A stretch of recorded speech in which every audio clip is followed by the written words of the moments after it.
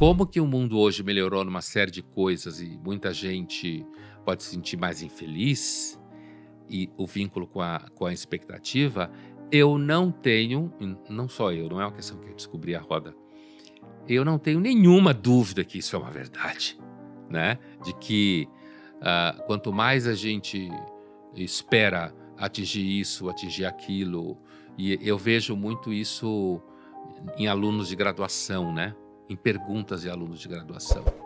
Uma vez eu escutei uma pergunta, acho que foi um pouco antes da pandemia, um pouco antes, talvez a turmas antes da pandemia, 19, um aluno perguntasse: Pondé, o que eu tenho que fazer para quando chegar na sua idade ser um fodão que nem você? Né? Essa é a típica pergunta que gera expectativa. Né? Primeiro, ele não tem a mínima ideia do que foi que eu fiz ao longo da vida para me transformar naquilo que ele chama de fodão. Eu não tenho a mínima ideia. E se ele tentar ter uma ideia, ele vai provavelmente colocar numa planilha. Isso daí, o que não tem nada a ver com a vida real. Né? Depois, ele com os 18 anos de idade dele, ele tenderá a dizer que os princípios que regem uma vida para levar você a ser uma pessoa de sucesso são os princípios que ele consegue enxergar, que aos 18 anos são sempre poucos, por uma questão de experiência de vida, óbvio, né?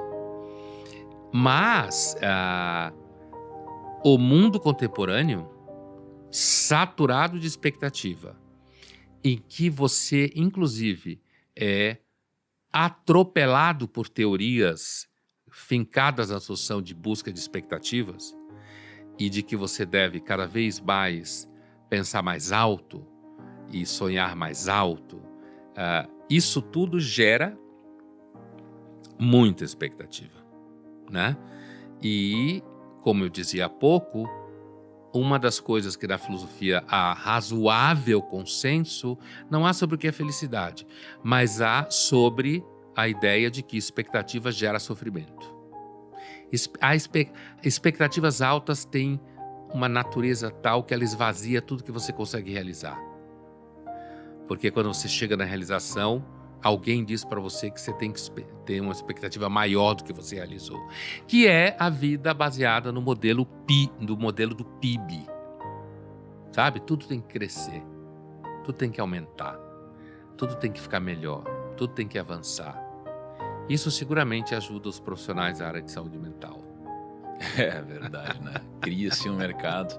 Mas, pô, eu tô numa dúvida que tô refletindo, porque eu com certeza fui esse cara. Eu fui esse seu aluno, né? Que perguntava como ser um fodão como você, né? Eu fui esse cara desde jovem. Eu tinha lá os meus problemas da infância. E geralmente as pessoas que fazem esse tipo de pergunta são as pessoas que querem se provar por algum motivo, querem chegar lá. Sim. E eu era completamente frustrado. Um garoto sofria bullying, e tinha poucos amigos, não por opção, né? Mas eu era esse cara e eu perguntava pro Pondé, né? Mesmo que não diretamente, não pro Pondé, como ser esse fodão. E aí eu percebo que tem algumas reflexões pra gente fazer dentro disso. Primeiro se essa expectativa, né, esse mundo de expectativas, se isso daqui é inteiramente ruim. Porque, por um lado, né, essa expectativa ela pode te frustrar, ou pode não, ela vai te frustrar, porque mesmo que você chegue lá, você vai perceber que você vai colocar uma outra expectativa em outra coisa, então você nunca vai chegar lá. Porque eu acho que tem dois tipos de pessoas, né? Aquelas que amam o destino, aquelas que amam a caminhada, são coisas completamente diferentes. Mas por outro lado, Pondé, gerar essa expectativa foi o que me trouxe inspiração suficiente para fazer coisas que eu não conseguiria fazer se eu não depositasse expectativa em ser o fodão, por exemplo. O ponto de alguma forma, para algumas pessoas, eu virei, talvez, essa referência, né, para algumas pessoas. Eu cheguei aqui, aí eu falei, nossa, entendi, mas não é isso que me traz a felicidade. Eu percebi isso. Mas eu suspeito que, agora que eu cheguei e sofri ao longo do caminho, eu percebo que, na minha reflexão, é melhor estar onde eu estou hoje do que se eu vivesse sem nenhuma expectativa e, pela falta de expectativa, não tivesse a energia necessária para fazer sacrifícios que eu fiz lá atrás. Porque hoje eu consigo ter esse tempo para refletir e tentar diminuir as expectativas.